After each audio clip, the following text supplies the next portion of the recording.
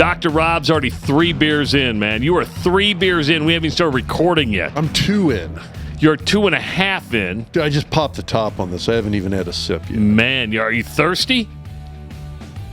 I am always thirsty. I'm thirsty for wins. I love it. You down the first 2 and you're like, they're not that potent. I'm like... Well, it was literally like a couple of 3-2 beers from... I got to check. I think it was Cody from Arkansas, although they were delicious. They were great beers. The one I'm drinking, which you've already had, which is the Lost 40 Brewing Company, Month of Sunday is the name of it. That's a 5.5, and it's not overly powerful, but it's not a 3-2 beer. Yeah, the other one I had was like a dessert beer, though. I mean, it was more sugar than alcohol. Because it was what? Just a plain old Pilsner, right? I'd have to go check and see what that was. Yeah, it was the Pilsner you grabbed. You had that as we were recording the diagnosis, and that went down like water. That went down like a 12-ounce can of water. I mean, it was tasty water. Yeah. So, we got one more. Are you going to drink that, or am I going to drink that? No, that's yours. Are you sure? 100%. 100%. Hey, if you're listening on iTunes right now, if you're listening on Google Podcast, if you're listening on Audible, if you're listening on Podbean, go ahead and hit that like button and make sure to subscribe to the podcast. That way you get it as soon as it comes out. Also, if you're watching on our YouTube channel, hit that subscribe button right now. Our YouTube channel subscribers is growing each and every week. Want to keep it growing, so go ahead and hit that subscribe button. That way you know exactly when new content comes out, whether that's a new podcast, the Doc's Diagnosis, or even some shorts. We got to get the YouTube shorts in there, Rob. That's kind of like the TikTok shorts. Yeah, it's kind of hard. We don't have a lot of shorts up there right now. We're going to I had a brutal attempt this weekend. Owen laughed. It was funny because I screwed it up so bad. It's like the Heisman House commercial. We're going to go do a TikTok. Yeah, the phone rang and it was Owen, and the first thing I said, I know I screwed it up. So thanks for pointing that out, Owen. I appreciate my lack of editing abilities in different dimensions. Dude, that was pretty brutal. There we go. There's Owen. Yeah, it was brutal. It was a week. For how much editing I've done in my life. I respect the attempt, but... Yeah. I'm getting so old. I'll be 53 this week. Damn, happy birthday, by the way. Thanks. I'll be 53 on Friday. And I'm getting old. I'm getting senile, and he's starting to point it out to me on a regular basis. He holds my hand. He's becoming more patient with me. You can see that he's going to take care of me in my old age. At least I'm hoping he is. Well, maybe, but the whole senile thing. Yeah, it's not the fact that you're getting senile. It's just there's only so much space up there. There's only so much information you can pack into a human brain. So I got a question for you. My father passed away with dementia, right? So is dementia hereditary? Some are. There are some forms of it that can be. Okay. That is not remotely 100%. And there's multiple types of dementia. I mean, some are hereditary, some are not. You've got and there's a lot of things that can cause it in somebody who would not otherwise get it at all. Like he was an alcoholic, smoked like 4 packs a day. And those are 2 very big predictors for it, quite frankly. There's a little bit of killing the brain cells with alcohol that does happen.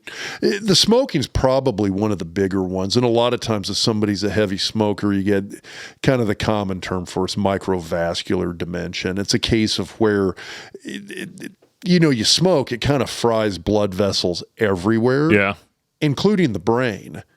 And so if you're not getting blood to certain parts of the brain, it's sort of like getting literally thousands upon thousands of micro strokes. So, and he had a quadruple bypass, I think, when he was my age. So when he was about 53, 54, he had a quadruple bypass. So the blood flow probably wasn't the best. And that's the thing, is that when you're in that situation, you've got somebody with multiple risk factors, and you add to that with the smoking. And if there was, you had said some alcohol involved. No, he was an alcoholic. Okay, if you're a full-blown alcoholic, again, that definitely adds to the picture as well. Yeah, that's why I take my statins on a nightly basis. So here would actually be kind of the bigger question. When you look across the family, yeah, uncles, older cousins, older siblings. Dad's the only one that I know that had the dementia. Yeah, it's probably an isolated thing. Okay, good. That makes me feel a little bit better. So I'm not losing it then. Let's not get carried away. You Thanks. are an Iowa fan. Oh, thank you. And a Cyclo fan. Northern Iowa fan, Husker fan. Man, I'm a cornucopia of fandom. If fandom was morality, yeah, you'd have the spinning compass, baby. I'll say this again. I like football. I like football teams. And people who listen to this podcast know that I'm a fan of the Iowa Hawkeyes. I'm lucky enough and fortunate enough to host their post-game call-in show. But I don't hate really any other teams. I like watching. I was watching Nebraska last night, rooting for the Huskers to beat Northern Illinois. Liked the way they were playing. I watched the Iowa State game. Man, that was embarrassing for Iowa State to lose at Ohio. Oh, you say that though. I mean, you and I were texting during that game. Yeah. And I'm kind of the same way. It's like I'm one to talk with my Michigan State fandom. Obviously, I'm highly biased. Big fan of Augustana football. Love D2 football. Love NAIA football. I mean, and if you're not out there watching small college ball, you're missing out. I think. You know what? And junior college ball too. I mean, if you get you've got the reigning national title just a few miles away across the river with the Reavers. And it was interesting. I think Western Michigan, who played Iowa yesterday, had like 4 or 5 players from Iowa Western on that team. I mean, there was a bunch of players. Coach Strohmeyer churns them out. And, of course, if you haven't heard our podcast with Coach Strohmeyer, just go back through the podcast episodes and find it. It's a really good interview with him. He's got a strong program over there and really good football to watch. But no, you mentioned the Iowa State at Ohio game. Yep. I mean, we were talking about that. I'm just like, oh my God, how is this happening? And you made the point. You had guys suspended. I mean, the quarterback, was it starting quarterback, starting running back? And we're talking about the gambling investigation that took place in the state of Iowa that affected both Iowa and Iowa State. Don't gamble. Don't gamble if you're playing. It's that simple. And here's the thing. Or at least don't gamble on your damn team. Okay. We got hammered with that message when I was in school. And it wasn't legal when you were in school. It was still like under the table. You had to go to the local dive bar and pick up your sheet. And it's one of those things. It's sort of like video cameras now. It's Ring doorbells. Everybody's got a security cam going. You can't get away with anything in this day and age. No. You really can't. There's a digital record of it somewhere. And what people are doing, they're using okay, so we've talked to Brian Bennett from BetFred. Yes. We talked to Scott Spreitzer. When you talk to people within the industry, it's interesting because they make the point that 99% of illegal gambling is caught due to the fact that you have the legal gambling websites, apps, etc., that those end up flagging it, and those apps, those websites end up reporting it to the authorities.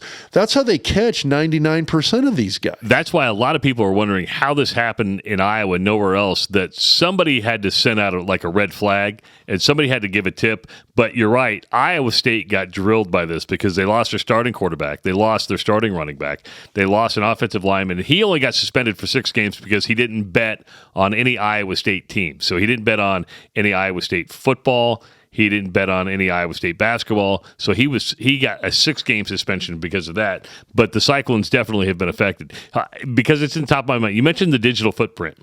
This was amazing. So I had a blower fan go out in my refrigerator. So my freezer. You started talking about that. I'm like, well, who's he a fan of? Okay, so a fan went out. So it wasn't making ice, right? So we had purchased the extended warranty from GE. GE comes out, and I thought they're going to replace the fan. Well, you know how when you take your car to the mechanic, they plug it in? Yeah, okay. They got the diagnostic. I had no idea. He pulls my fridge out. I'm like, oh, he's going to replace the fan. No, he takes a computer and he plugs it in on the top. I go, what are you doing? He goes, I'm just updating the software. I said, what do you mean? He goes, well, watch this.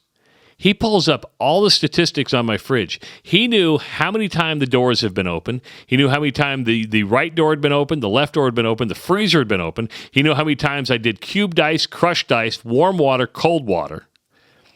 It was freaking me out. I don't want a refrigerator that has that kind of capability. I was like, I've been in your house. Your fridge is one of those fridge that has the LCD screen on it and stuff like that. Yeah. I mean, my refrigerator doors have been open 56,000 times since we purchased it. He goes, who in the house is left-handed? I go, nobody. He goes, that's weird. He goes, because the left door had been open more than the right door. He goes, usually you have a left-handed person who's opening the door the majority of the time. For some reason, we all open the left door more than the right door. What was side weird. Of the fridge do you guys keep the alcohol on? We keep no alcohol in the. That's that. You know where the alcohol is in my house. It's in the downstairs fridge, right? But I'm like, this is too smart of a fridge. I don't need this kind of information. So it's interesting because one of the topics of discussion that you see if you start hanging out like on like Wired magazine, like I hang out on their online website all the time. Anytime there's tech stuff that if I'm making a purchase, I go to Wired and look up the information on it. One of the things is you look at a lot of these, like the smart home appliances are hackable. 100%. Yeah, you can hack into them. That shit's scary. It really is. There's people listening in to you. Well, I've got the Google Home, and I don't know if you have an Alexa or a Google Home. I swear that thing's listening to me. My phone listens to me. Oh, everybody. I mean, that's one of those things where it's like we could sit here. My phone's sitting right next to me right now, and I could say, okay, I'm going to say into the phone, I would really like to buy a GE refrigerator. Okay. I just said that right now. Yeah. Love GE refrigerators. We need a new GE refrigerator. I wonder what a GE refrigerator costs. Okay, I'm setting my phone down. I'm going to look at that later. Yeah. And I bet when I pull up Twitter, there's going to be ads for GE refrigerators. Or you might pull up Facebook, but you don't have a Facebook page. I don't do Facebook. You don't do the Facebook. You do the Instagram, I don't do the Facebook. I do Instagram. Yeah.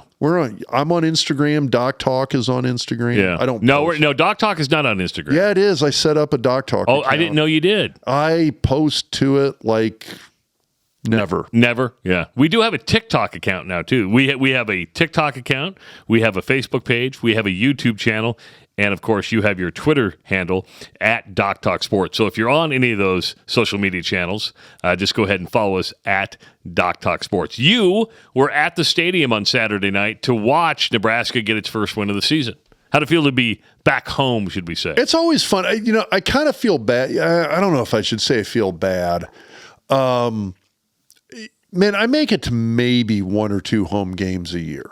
And now I've got reasons for that. I mean, I got kids doing other stuff, and between wrestling tournaments and my son up at Augustana, it's a time thing. I mean, I bet we have time to make it to 1 or 2 home games a year tops. But are you like me? I like watching better on television. I think I get a better view of everything. It depends on what I'm there for. If I want to analyze a game, if like when I'm at a game and I'm like, okay, I need 2-3 plays because we're going to do the diagnosis. What plays are going to stick out for me? I want to watch on TV. I love the game day experience. I love being in the crowd. I love being around people. Like the people we sit around. I got a couple of one of my wife's sorority sisters and her husband sitting right next to us to the right. It's Nebraska. You know everybody. Yeah. Right in front of us, there's a group of nurses I was going to say Creighton, but now it's Bergen CHI, that I've known since I was a med student in residency. It's people we've known for 30 years. And we've only had those seats for like 6. So it's you get up there. It's people you know. It's people that you're having this. It's a bonding moment. Entertainment experience with. You got the crowd noise. You got the smells. You got the band. I mean, I freaking nothing makes a football game like a marching band. If you got a band. Listen, I've seen a lot of bands. There's only one I want to watch. I know, I get that. So here's what's interesting, though. So when my son was doing recruiting trips, there is a high number of NAIA and D2 schools that do not have a band. When you go to those games and there's not a band, you know it. It's weird. It really what separates college football from the pros, right? I mean, that adds to the game day experience. It is. And it's one of those things like Augustana, Ryan's senior year in high school, which was he graduated in 22. So fall of 21 was the first year that Augustana had a marching band. And it was kind of cool because a couple of his previous recruiting trips to a couple of other schools, no band, you showed up for a game at Augustana and it just felt right. And all of a sudden you realized, okay, well, part of the reason this feels right, there's a band here. Never underestimate having a live band at a sporting event. Having pep band at basketball game, volleyball matches, you have the marching band at the football game. Man, it makes a difference. Of course, Nebraska beat Northern Illinois 35-11, giving Coach Matt Rule his first win as the Huskers head coach. So as much as it would probably hope for a lot of people that this is working and that we're moving in the right direction, for me, this was about belief. You know what? I believe that what we're doing is working. I believe we're doing it the right way. I believe that we could overcome the first two games and being close but not close enough in the first one. So I thought the players showed a lot of belief, and they showed a lot of belief in each other. And that's, in today's day and age, sometimes that can be hard, but we have special players, and I was glad they got the win the way they got. There you go. It's all about belief. It wasn't about him getting a win. It was about belief for the team. And I believe that because winning can be contagious, but as much as losing can be. Okay, I mean, getting a win at all is, a year ago at this time, Nebraska was losing to Georgia Southern, and we were doing a live show covering Scott Frost's fire. Yes. So, you think about the difference from that to this. There's still issues. There's still things that got to be cleaned up. I like the win, though. It was a great experience. It was fun being there at the game. It's when you go through, so we do the report card after the game. Yeah. There's some very big positives, but I think it's positives we've seen from week one. We saw the same positives week two. The defense is playing amazingly well. I didn't want to think about this, but now it's a worry of mine is, okay, who's going to hire Tony White away from Nebraska now to be a head coach? That he came in and with what he's had to work with is that, and I'm not saying they didn't have talent. They had some good football players down there. They're playing a lot of first and second year guys on that defense. A lot of first and second year guys are getting playing time. Huge Cam Lenhart fan. But God, they're tearing it up and they're playing really, really, really good defense.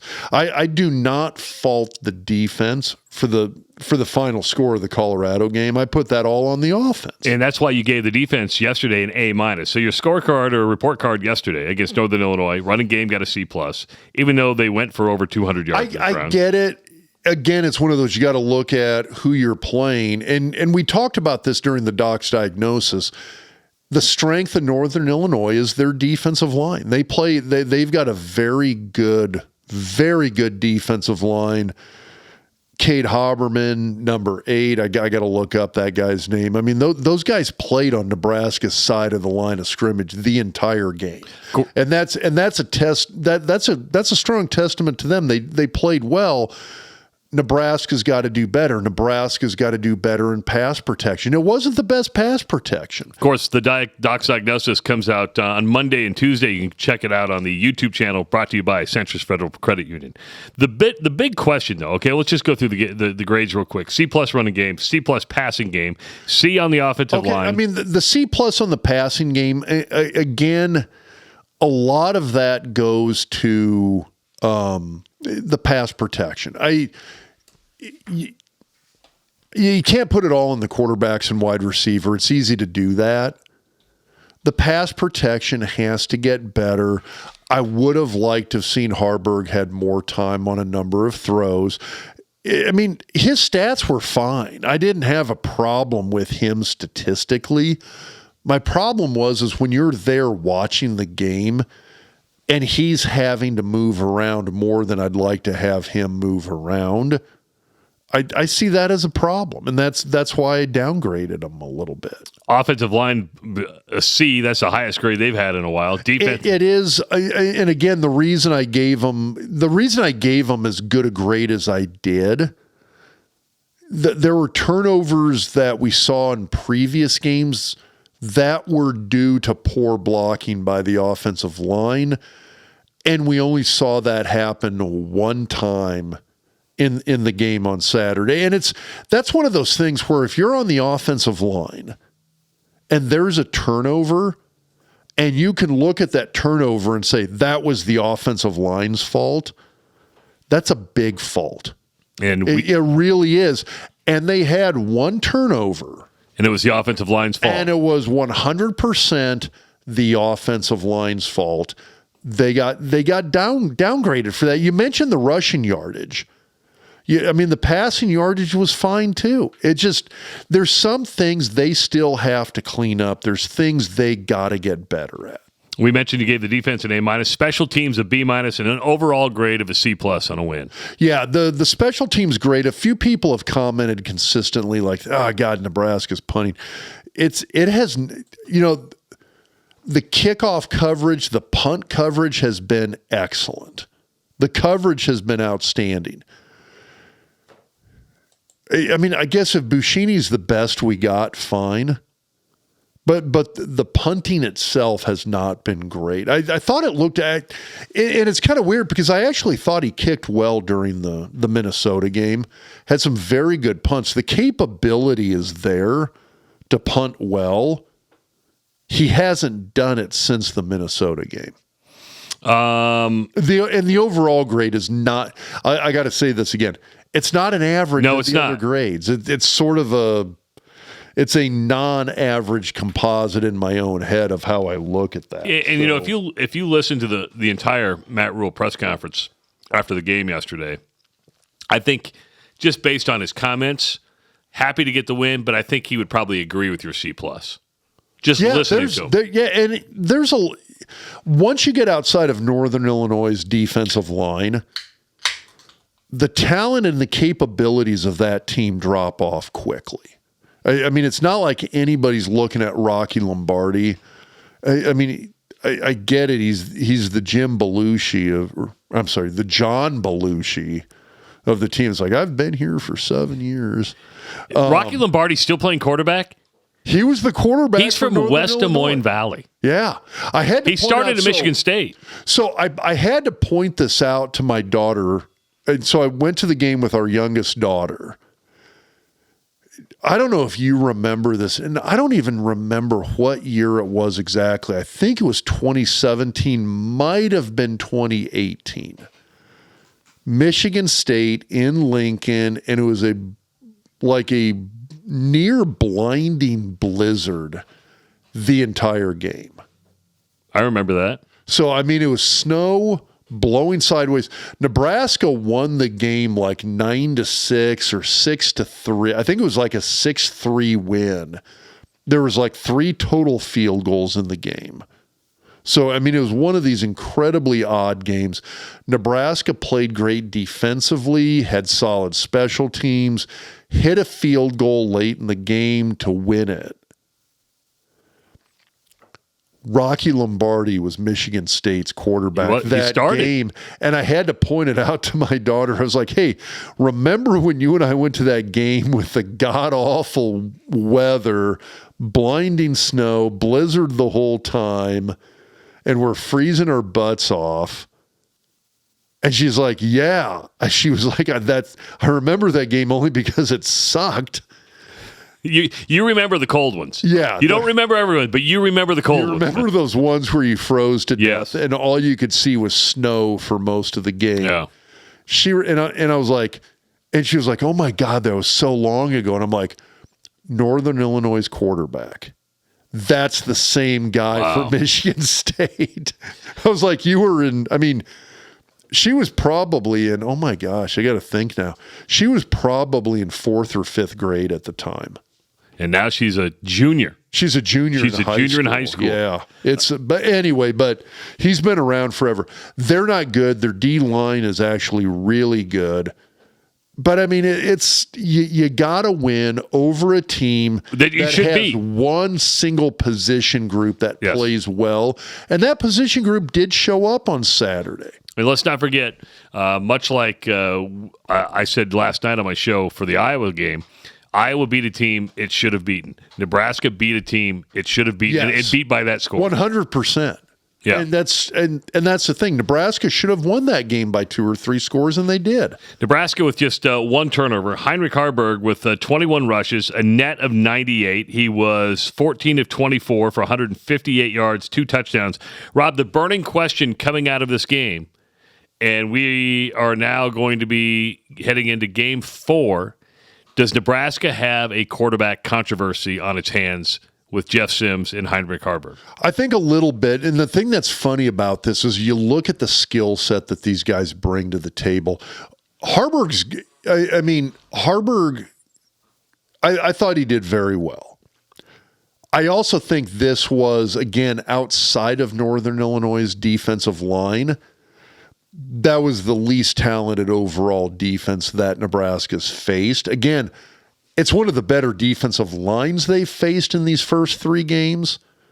The rest of the defense, not so much. And so it's what I worry about is how he looked a reflection of the fact that, okay, he's really the better quarterback, or did he just not play a very good defense overall on Saturday? And it's, you compare him to Sims. I think Sims is probably the better overall athlete. I think Sims has a stronger arm. I think Sims is a better runner. Just doesn't make good decisions. And that's saying a lot because Harburg is a pretty damn good runner. Is a really, really good athlete. It's just from a decision-making standpoint where it's, okay, I'm just going to throw the ball away. Oh, you know what? Screw it. I'm just going to take off and run. Sims does not have that decision-making ability. He doesn't have that ability to take care of the ball that Harburg does. Do we just need a better game manager? Or do we need the guy who can bust the 70-yard touchdown run from the quarterback position? And I think that's still a legitimate question. It's a very legitimate question, and the competition is going to change drastically. Now, Matt Rule is a politician. And he didn't take the bait when asked about who is going to start against Louisiana Tech. We figured out that both quarterbacks are good quarterbacks. I mean, the situation that Jeff went and played in the first 2 games was difficult, okay? And a lot of things that weren't his fault were pegged on Jeff Sims. So we got a lot of confidence in Jeff. We've known all along that Heinrich can play. We got a good situation. I won't talk any hypotheticals. I don't know who's going to be healthy, who's not. But I know we can win with both guys, and you guys know how I feel about Chubba. So I think we have a lot of players. I think the biggest thing for us is, just continuing to find the guys on offense who can make plays for the quarterbacks, So those runs that AG made at the end, Gabe made at the end, we're just going to keep finding guys. Going to keep finding guys. Non-committal to anything. Listen, I'm not a head coach. I would say this. Against La Tech, you go with the horse that got you there. And I would go with Harburg. I would. But the problem is you're paying Jeff Sims a hell of a lot of money right now. Or at least the collective is, and you don't want to mess with his mind either. So far, kind of the word out of Lincoln is that he's dealing with this rather well. I mean, he's dealing with it like a pro. You look at that Minnesota game, I think Nebraska, I think Colorado wins that game regardless because of the fact that it's just, there's some athleticism there. And I think Colorado's a decent team. We'll touch on that at some point here. But if Nebraska had a true, quote-unquote, game manager at quarterback against Minnesota, they probably win that game. Now, I say that, it's not like Sims didn't make some big plays with his feet in that Minnesota game to keep Nebraska in the game. So I'm really torn here because I look at Harburg, I look at Sims, and the guy who's going to bust the 70-yard touchdown run to give you that big score is Sims. It is. Now, Harburg had some really good runs.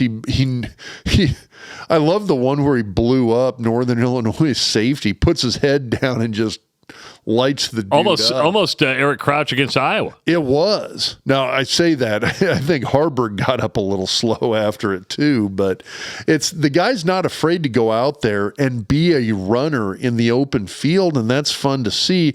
I still think Sims is better at it. Now, Rule was complimentary of Harburg, but I wouldn't say it was a glowing praise after the game. Complimentary, just not glowing.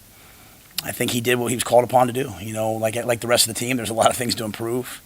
There were some throws where in third down, I think one of the key, at one point we were 1 for 7 on third down, right? So that was one of the big things that was holding us back. And I thought, we settled down and got some third downs later in the drive. His ability to, run the quarterback draw, won the quarterback options. We started the game off with an option. I thought, that wasn't done for anything other than just we wanted to get Heinrich going. And that slows down people's blitz pack. So that is a very non-committal. Yes. Do you know what that is? That's a coach saying, yeah, he managed the game reasonably well for us. That's a presidential candidate saying, yeah, ethanol's good. That's a presidential candidate in the states of Nebraska or Iowa saying, yeah, ethanol's good. We can use that. And we all know that ethanol sucks. Right? Yeah, pretty much. You mentioned I'm at the point now. I will pay the additional 28 cents per gallon just with the gas mileage you get with non-ethanol. That's the funny thing is that when I go down south to visit my daughters, I got a daughter in Mississippi and I've got a daughter in Louisiana. Right? There's no ethanol gas down there, and it's cheap. Or you go down there, and what's interesting is there is ethanol. That's the expensive shit. Yeah. It's like, okay, this is reversed. It's stupid. But I do notice when I drive back from New Orleans, I get much better gas mileage on the way back with that non-ethanol gas than I do. 100%. Yeah. When we're making our runs up to Sioux Falls to watch Augustana play, it's non-ethanol in the tank. See? Look at Rob. No corn in his tank right there. None whatsoever. If I do, it's definitely Nebraska corn because we know what happens with Iowa corn. Oh my God. This is my favorite time of year though. I love driving as they're picking beans and corn right now. I just love seeing harvest time. And I wasn't even a farmer growing up, but I love harvest. I think it's fun. So it's interesting how harvest affects a lot of other stuff. Because we'll have patients who will have horrific joint disease. They won't come in to get their joint replacements done until after harvest season. Well, there's a lot of things that don't get done until I got to wait till harvest is over. What I like about harvest is that we have a number of listeners who listen to this podcast in their combines, and we'll get pictures all the time. I love that. Hey, I'm in the combine. I'm listening to the podcast. You cannot send enough of those photos. We'll take all of that we can get. Yeah, those are totally awesome. You mentioned Jeff Sims taking this very well. And Harburg had some really, really nice things to say about Jeff Sims yesterday and the way he was supportive during this week and also during the game. But the thing that Jeff did best was, telling me that how much he believed in me, how much he was behind me, no matter what. Even through the game, all the touchdowns that we had, all the ups and downs that we had. There's a couple drives where I was like 0 for 3. I was like, I came off the field thinking, crap, like, am I going to be able to keep doing this? And Jeff just, keep your head up, just keep pushing, bro. That goes way further than anything that he could say about, hey, they're running this coverage.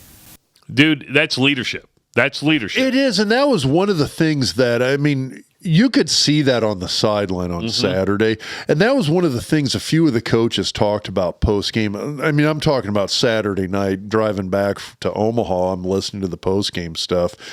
They talked about that, and they talked about the fact that Sims was a very good leader. He's the guy who is coming over every time the offense comes off the field.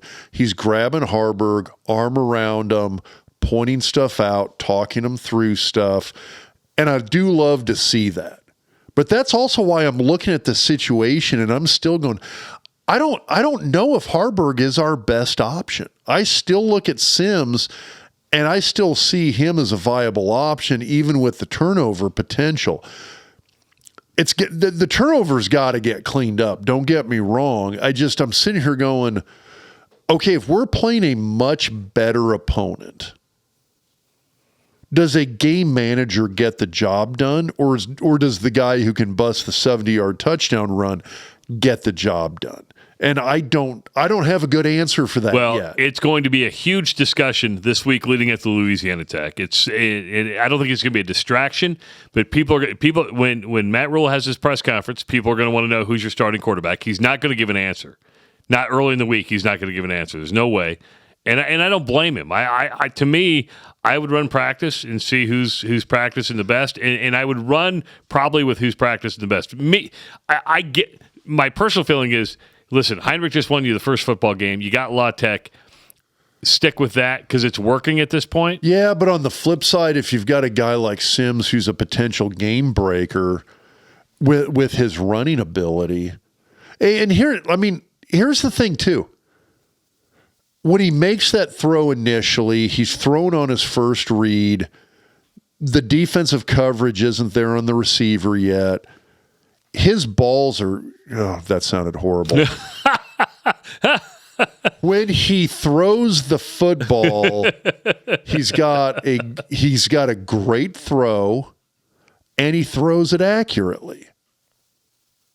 Now, if he's got to make reads, yes, if he's got to get to that second read, that third read, that's a no-go, and I totally get that. But his ability to throw the football, he's like Kelly Stauffer. I mean, he's one of these guys, I'm pulling out a name from 28 years ago here. He's one of those guys who has this incredibly strong arm. He can launch a football a country mile. It's just, is the decision-making ability there in terms of, you know what, screw it, I'm going to throw it away, or I'm going to tuck it and run it, and I'm not going to force this pass into a place that you don't want to put it. And that decision-making ability remains highly questionable. But in terms of the overall talent, I mean, he's got a great arm. He's got a strong arm. He's got an accurate arm.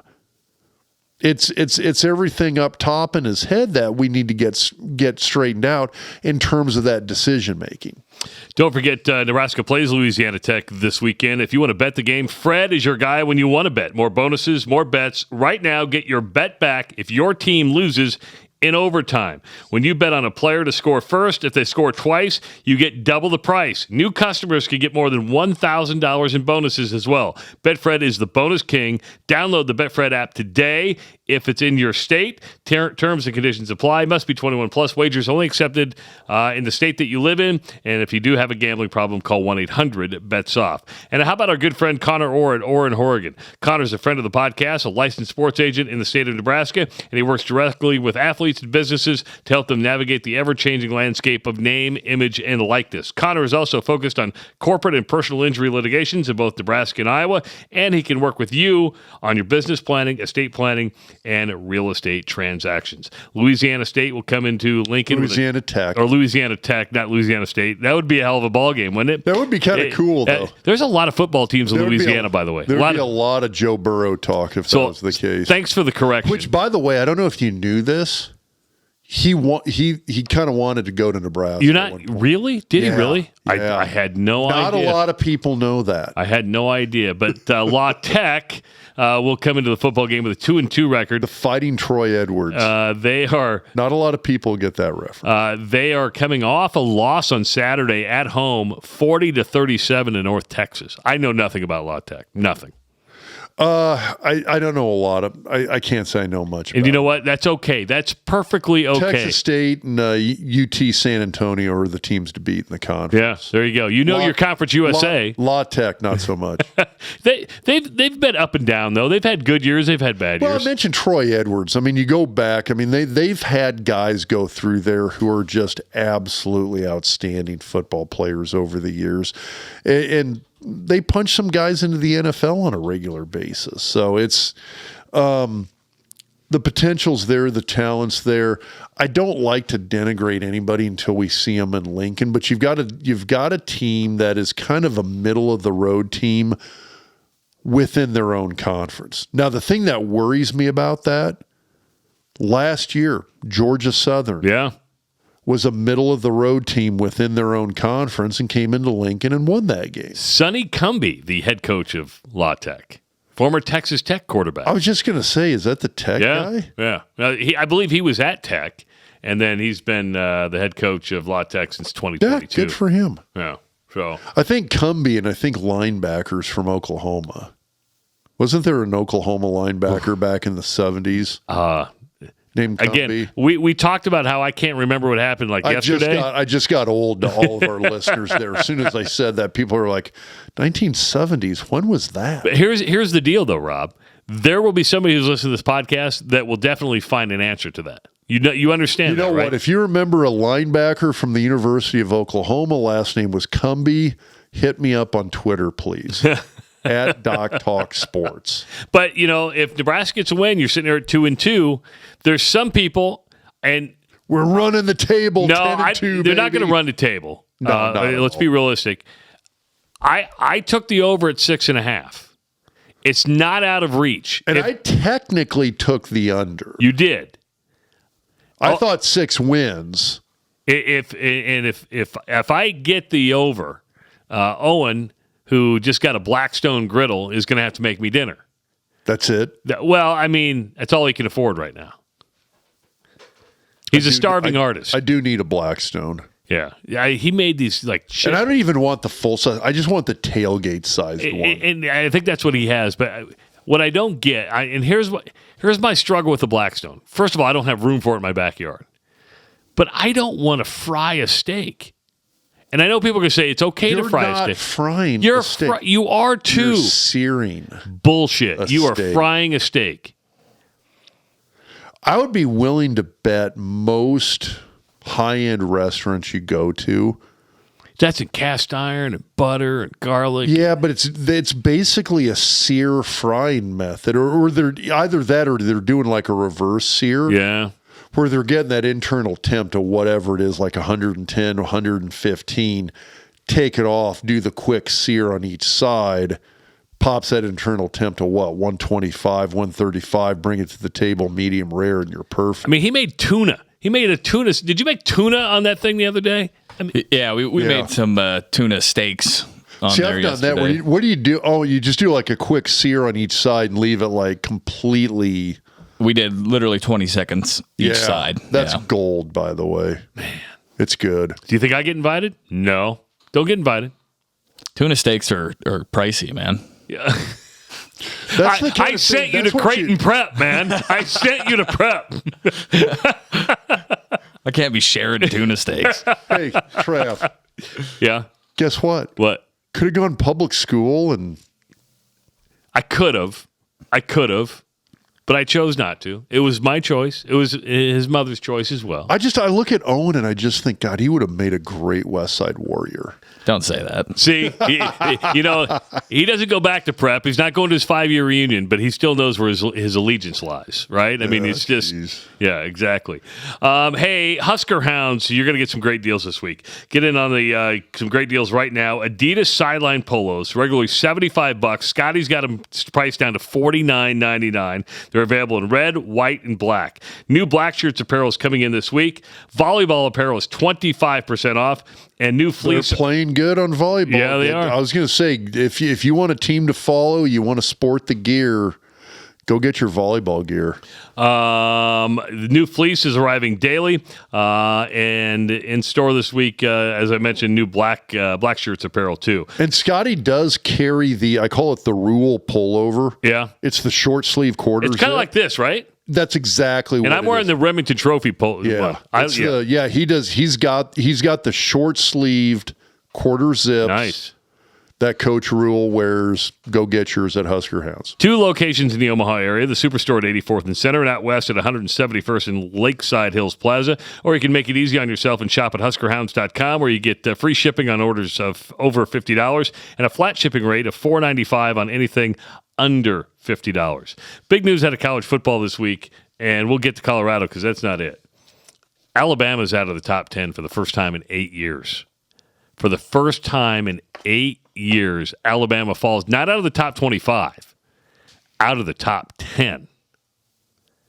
That's a sick, sick run. It's an amazing run that they've had. I'm not sure I'm completely sold on Nick Saban as not being a great coach. I still think the guy's an amazing coach. The thing with Alabama, What'd you just say? You're not sold on him being a great coach? no, I'm not sold on him as being washed up. Oh, okay. I'm not sold on him as not being a great coach. I'm looking at you like, what the fuck? He is a great coach. Okay. Which one of us needs to keep drinking and which one of us needs to I just stop? misheard you, and I guarantee there's going to be people who listen to podcasts going, what did Rob just say? But it is interesting when you look at that. I mean, at some point,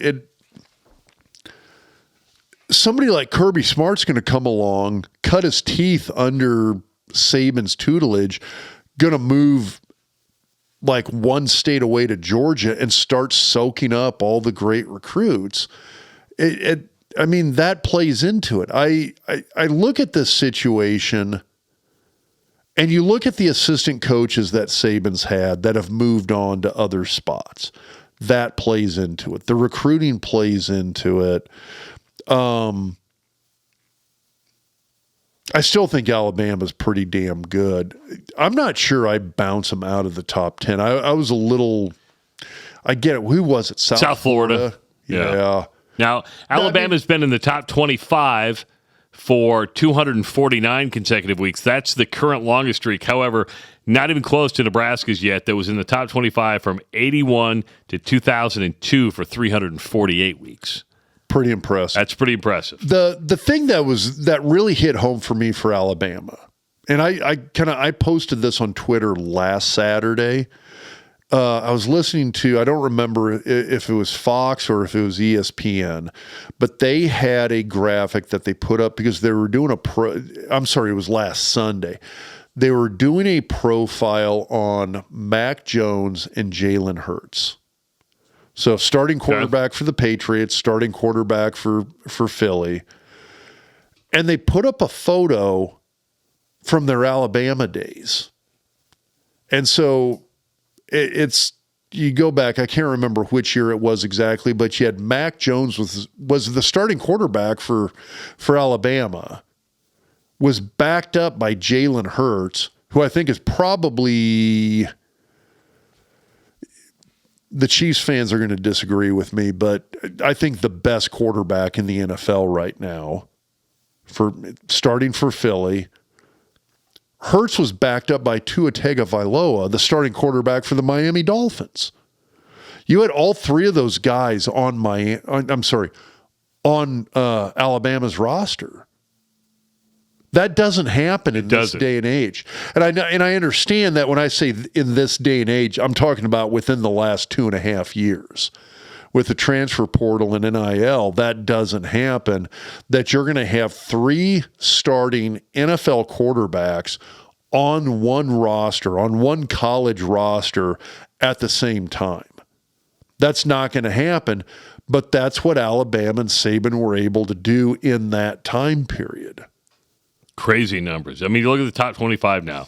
Georgia, your number 1 team. Michigan, number 2. I think Michigan's really good. Texas jumps up to number 3. Florida State. How about your Noles? Your Noles are number 4. USC's number 5. They had a tough one. Who? Florida State? Yeah, they Boston College scored 19 unanswered. Florida State was up 31-10.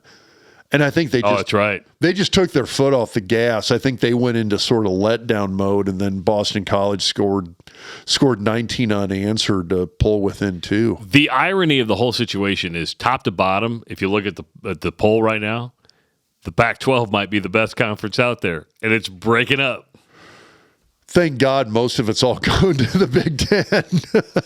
But you have Oregon State and Washington State are both ranked. They're both playing very good football right now. I mean, there's an ebb and flow to all of this, and I'm not sure that completely surprises me, but they're playing very good football right now in that conference. I mean, Colorado's a Pac-12 team. Well, Colorado drops from 18 to 19. Let's just transition right into Colorado, shall we? Let's do it.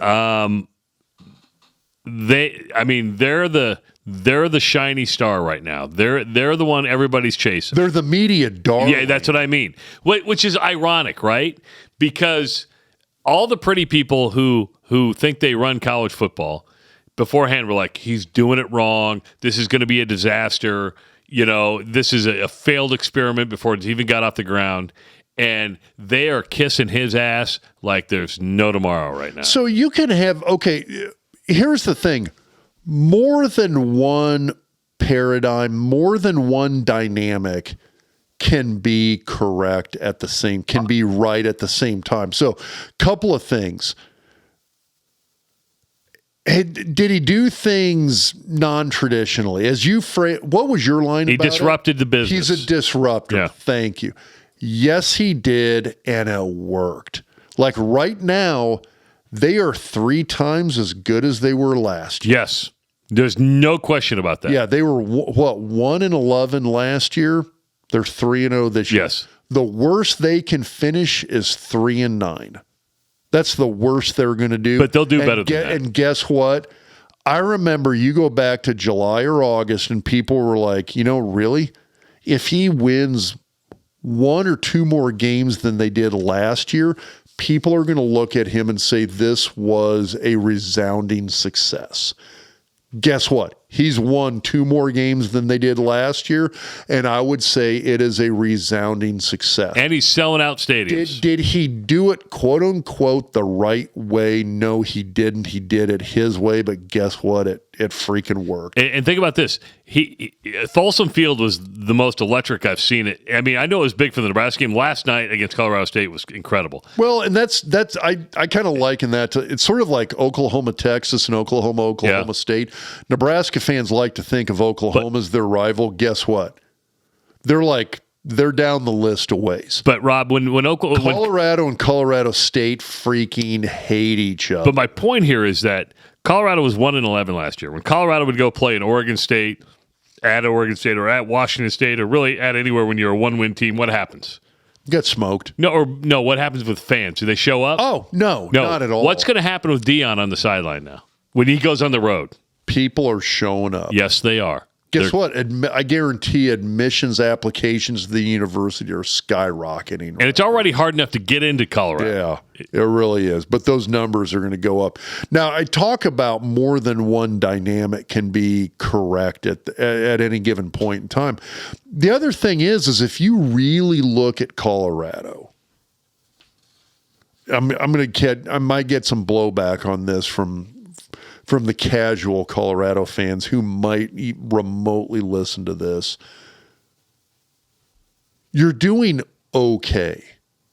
They're not great. A lot of Colorado fans listened, or rather watched this podcast last week on YouTube, and they thought we were the dumbest 2 in the world. Okay, well, wait, dumbest 2 or dumbest 1? Okay, dumbest 1, but I wanted to loop you in with me. Okay, I'm going to join. I'm joining you whole hog here now. Okay. Okay.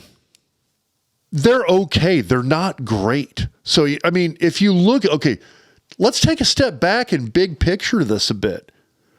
You barely beat a vastly overrated, quite frankly, kind of mediocre TCU team. True. Barely beat them.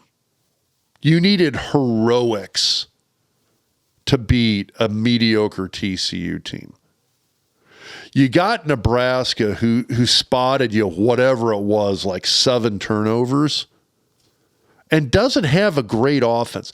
And I'll stand by that. I mean, Nebraska's offense against Northern Illinois is okay. C+. It was a C+. It was a C+ offense against Northern Illinois. Nebraska's defense shut Colorado down for 2.5 quarters, almost 3 full quarters. They got tired. They lived on the field. Their own offense was handing the ball back over to the Buffs every third series of the game, and they got gassed. They got tired. But Nebraska's defense shut them down with a first-year D coordinator in yesterday's talent and shut Colorado down. Sacked Shedeur, what was it, 7 or 8 times? Yeah.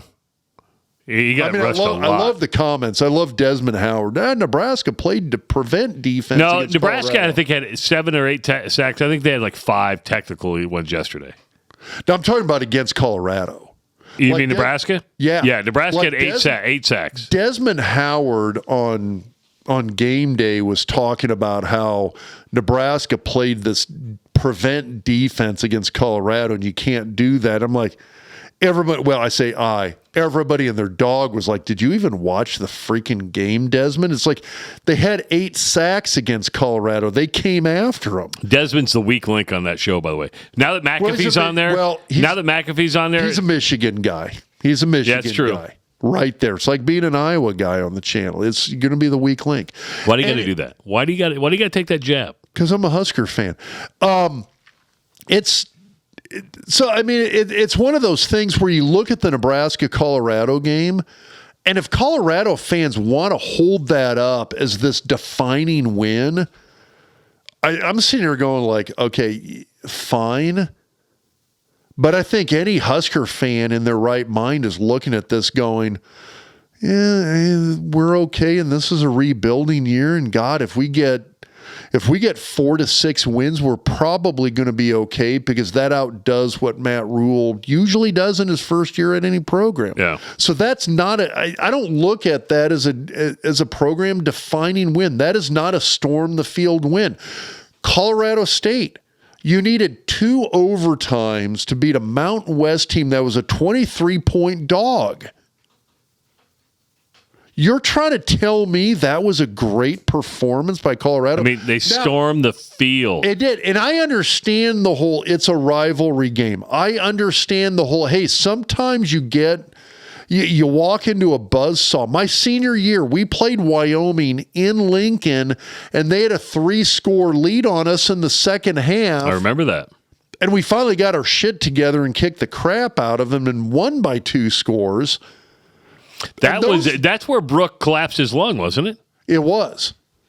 My memory's still there. My memory's still there. And those things happen. You play opponents that rise up and punch you in the face, and it's tough to deal with. But I mean, it's a Mountain West team that's now 0-2. That wasn't a great win. No. And it took you 2 overtimes. You were a 23-point favorite. I mean, they got smoked by Washington State. Colorado State did, and they played Colorado close. Yet Washington State's ranked below Colorado. But Colorado's going to get the love. I mean, they are there. But here's the thing: TCU exposed some stuff with Colorado. Nebraska exposed some stuff with Colorado. Colorado State exposed some stuff with Colorado. Colorado is 3-0 against 3 very mediocre football teams. And that's a compliment to those 3 teams when I say mediocre. It's just the chips are falling in Deion's way. They are, and and part of the reason they're falling his way is because he does have some very legit talent on that team. His kid. He has. Travis Hunter's amazing. He's going to be out for several weeks now. I get that. There's some very good other players on that team. They've got a couple of D linemen who are really good football players. Their offensive tackles are good. They got some transfers in there. I thought Deion probably, if there's a guy who won the transfer portal battle, it was Deion. He rocked it. And he came in fairly late to do that. He really did. The guys he got there are really good football I shouldn't say he came in late. He just had to get a lot more guys than everybody else. He did, but man, he did a good job of it. So I'm not saying Colorado's trash, but I'm not ready to elevate them to like the shining star of college football yet. They're you know what? Deion has done what he needed to do, and it's been a remarkable job. I don't want to take anything away from him. I just don't want to anoint Colorado as a playoff team yet. No. Because guess what? They're not even close to that. No. Well, here's what I like about the poll. I mean, Georgia is the clear number one with 57 first-place votes. But the truth is, I don't think there's a clear-cut best team in college football. The parity that we're seeing now. Well, even the last 2 years, Georgia had a couple of games where it almost made people look at them and go like, dude, do you really need to be in the playoff? We're not sure about South Carolina gave them a hell of a game yesterday. I'm just saying, I know there's people who listen to this podcast who are adamant, I mean, absolutely adamant that they hate the transfer portal. The transfer portal has made college football better from a parity standpoint. It has. It has spread the talent It amazingly has. well. So, and I'm one of those guys where I always like a little bit of the power going to the players. And that's something that I think has needed to happen. And as much as, Joe Moglia hates it, he and I, we disagree on this. We do. I love the portal. I love NIL because it's it's two things that have shifted the balance of power towards the players. Anyway, soapboxing. I'm going to shut up. No. The only thing that's going to change, transfer portal is not going to go away. I will say the only thing that's going to change, NIL is going to go away, and the universities are going to end up paying these guys. Well, I mean, I guess it's still NIL. The money source is just... It's still going to be NIL. Yeah. It's going to come up. Yes. The NC2A washed their hands of it 4 years ago. It's going to come at some point. You talk to Joe, you talk to Connor. This is going to come under the auspices of the university at some point. We're putting out content all week long, and we'd like you to listen or watch our content, including the Doc's Diagnosis presented by Centris Federal Credit Union. Fall is here, and it might be a great time to start planning and preparing for those home repairs or renovations that may be on the to-do list. Our friends at Centris Federal Credit Union can help you explore ways to check some of those renovations off your list with the financial help of a home equity loan or home equity line of credit. Visit centrisfcu.org today for more information. Federally insured by NCUA, equal housing lender. And Rob and I have a blast on Wednesday night. If you haven't watched Behind the Point Spread with Scott Spreitzer, you are missing out. That might be the most information and the easiest to understand platform for that information. And by the way, I know it's Behind the Point Spread, and we talk point spreads, but it's not a gambling show. It is a college football show. It really is. We take 4 games, we talk about them. Sure, we talk about the lines, but Scott's depth and level of information is absolutely astonishing. Which one of the things Scott pointed out, I know I'm kind of tangenting here a little bit. So he's got a daughter who goes to Nevada, Reno, where Jay Norvell left to go to Colorado State. He pointed out, and this was I thought this was kind of an interesting thing. When Norvell left Colorado State, Nevada. I'm sorry, I said Colorado. Yeah, sorry. He left Nevada to go to Colorado State. Thank you. He went full Dion. He pulled a ton of dudes, all those dudes. You know why? Because he had to win right away. They want him to win. He pulled a bunch of guys from Reno to Colorado State. It's no different. It's a live show, Behind the Point Spread, on YouTube Wednesday night at 8 o'clock. You can call in. Yes. You can message in on Facebook. Yeah, it's all interactive. You got a question, he'll answer it. Yes. So make sure to make an appointment. The best way to do that, subscribe to our YouTube channel today. Subscribe.